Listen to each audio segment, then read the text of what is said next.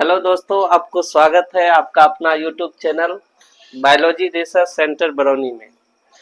सबसे पहले हम 12th का बायोलॉजी का फर्स्ट लेसन स्टार्ट करने जा रहे हैं। 12th का बायोलॉजी का फर्स्ट लेसन है जीवों में जनन। जीवों में जनन। जीवों में जनन कहते हैं किसको, थोड़ा सा ध्यान से देखिएगा। जीवों में जनन पहला लेसन है, शुरुआती से पढ़ा रहे, आप लोग ध्यान से देखिएगा। किसी भी जीव से, जब किसी भी जीव से हूबहू संतान की उत्पत्ति होती है तो उसे हम जीवों में जनन कहते हैं। जब किसी भी जीव से हूबहू संतान की उत्पत्ति होती है उसे हम जीवों में जनन कहते हैं। जनन जो होता है, जनन दो प्रकार से होता है। एक होता है लैंगिक जनन,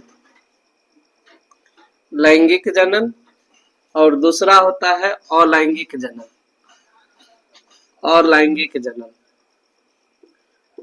एगो क्या होता है लैंगिक जनन और दूसरा होता है अलैंगिक जनन। लैंगिक जनन किसको कहते हैं?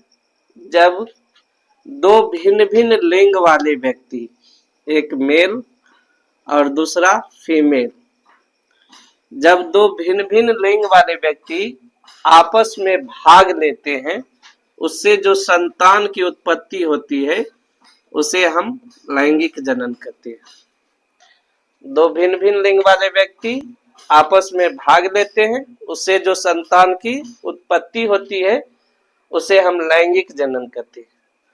और अलैंगिक जनन कहते हैं जब एक ही जीव टूट करके दो भाग में बढ़ता है। जब एक ही जीव टूट करके दो भाग में बढ़ता है उसे हम कहते हैं अलैंगिक जनन। जब एक ही जीव जो है टूट करके दो भाग में बढ़ता है उसे हम अलैंगिक जनन कहेंगे। अगर इसमें अंतर अगर पूछ दिया जाए, लैंगिक जनन और अलैंगिक जनन में अंतर यदि पूछ दिया जाए तो हम बोल सकते हैं कि इसमें दो भिन्न भिन्न लिंग वाले व्यक्ति भाग लेते हैं, इसमें एक जीव टूट करके दो भाग में बढ़ता है। ठीक है, इसमें दो भिन्न भिन्न लिंग वाले व्यक्ति भाग लेते हैं, इसमें एक जीव टूट करके दो भाग में बढ़ता है, उसे हम अलैंगिक जनन कहते हैं। इसमें शुक्राणु अंडाणु भाग लेते हैं। शुक्राणु और अंडाणु भाग लेते हैं, इसमें शुक्राणु अंडाणु भाग नहीं लेते हैं। इसमें संतान जो है माता पिता के समान नहीं होता है। संतान माता पिता के समान नहीं होता, माता पिता के समान नहीं होता। और इसमें संतान जो है माता पिता के समान होते हैं, माता पिता के समान होते हैं। उसको हम क्या कहते हैं? अलैंगिक जनन। तीन गो भाग बताएं।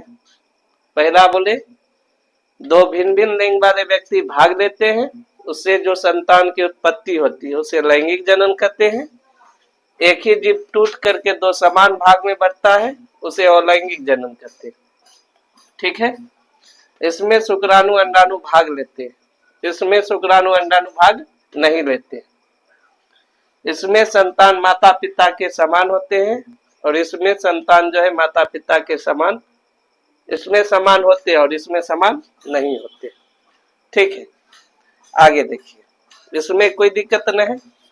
हम ऐसे भी बोल सकते हैं एक मेल और एक फीमेल, और उससे जो संतान की उत्पत्ति होती है उसको लैंगिक जनन कहते हैं। और एक जीव जो टूट करके दो भाग में बढ़ता है उसको अलैंगिक जनन कहते हैं। क्लियर है? चलिए अब अगला पॉइंट देखिए। उसके बाद इसका अगला पॉइंट है जीवों में जनन। हो गया कंप्लीट, कोई दिक्कत नहीं। उसके बाद है जीवन अवधि। जीवन अवधि, अब जीवन अवधि किसको कहते हैं इसको ध्यान दें। जब किसी भी जीव को या किसी भी जीव का जन्म से लेकर मृत्यु तक के मृत्यु तक के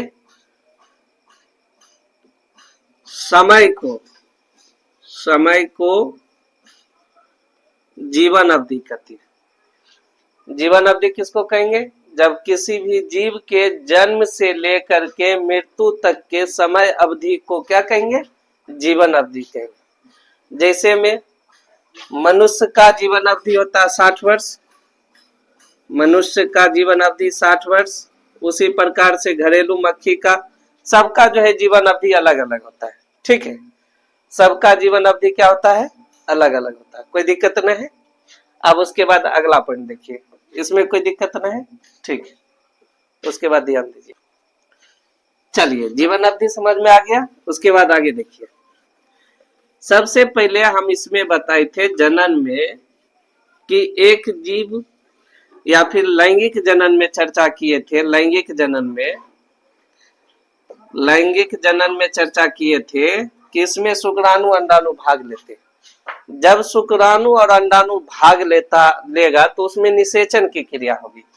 अब निषेचन की क्रिया कैसे होती है सो ध्यान दीजिए। निषेचन की क्रिया, ठीक है, ध्यान दीजिए। निषेचन की क्रिया ध्यान दीजिएगा दोस्तों। निषेचन की क्रिया कैसे होती है? तो निषेचन के नर से जो है, नर से नर युग्मक और मादा से मादा युग्मक, यानी नर जननांग को नर युग्मक कहते हैं, जिसको हम शुक्राणु भी बोल सकते हैं। नर युग्मक यानी शुक्राणु और मादा युग्मक यानी अंडाणु। जब नर से नर युग्मक और मादा से मादा युग्मक आपस में मिलता है तो उस मिलने की क्रिया को ही निषेचन कहते हैं। निषेचन, उस मिलने की क्रिया क्या कहते हैं? निषेचन। निषेचन के बाद जायगोट का निर्माण होता है। जायगोट, निषेचन के बाद जायगोट का निर्माण होता है।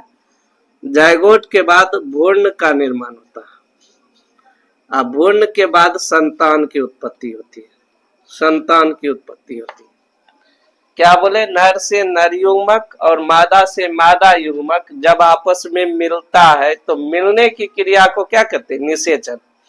मिलने की क्रिया क्या कहते हैं? निषेचन।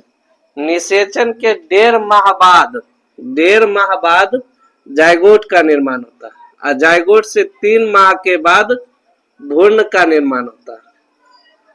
अब भ्रूण के बाद 9 माह के बाद जो है संतान की उत्पत्ति होती है। जायगोट के 3 मंथ के बाद भ्रूण का निर्माण होता है और 9 माह के बाद जो है संतान की उत्पत्ति होती है। क्या बोले? इसमें निषेचन की क्रिया कैसे होती है? तो नर से नर युग्मक यानी शुक्राणु, मादा से मादा युग्मक यानी अंडाणु जब आपस में मिलता है तो मिलने की क्रिया को ही क्या कहते हैं? निषेचन कहते हैं। निषेचन के 1.5 माह बाद जायगोट का निर्माण होता है। जायगोट के बाद भ्रूण का निर्माण होता है जिसका समय होता है 3 माह। अब भ्रूण के बाद संतान की उत्पत्ति होती है जिसका समय होता है 9 माह। 9 माह के बाद जो है संतान की उत्पत्ति पुनः हो जाती है। इसमें कोई दिक्कत नहीं है। चलिए उसके बाद देखिए। चलिए दोस्त देखिए, निषेचन तक हम बता दिए संतान की उत्पत्ति। अब इसके अगला टॉपिक है निषेचन के पूर्व घटना और निषेचन के पश्च घटना। निषेचन के पूर्व घटना के बारे में चर्चा करेंगे, निषेचन के पश्च घटना के बारे में चर्चा करेंगे। एक एक टॉपिक को आप लोग को ऐसे पढ़ाएंगे कि आप लोग को याद ही हो जाएगा। और ऐसे बोला भी जाता है कि जीवन में खुशी उस काम को करने में है जिसे लोग कहते हैं कि तुम नहीं कर सकते। तो उस काम को कीजिए कि आपको जो है व्यक्ति या कोई सा भी व्यक्ति हो सब दिन के लिए याद रखे। और आपको जो है निषेचन के बाद जो टॉपिक पढ़ना है उसका वीडियो हम अगला वीडियो बनाएंगे। तब तक के लिए धन्यवाद। जय हिंद। आप लोग जो है चैनल को सब्सक्राइब कीजिएगा और जो भी आप लोग को परेशानी होगा कमेंट बॉक्स में लिख के बताइएगा, हम आपका परेशानी को सॉल्व करेंगे। जय हिंद।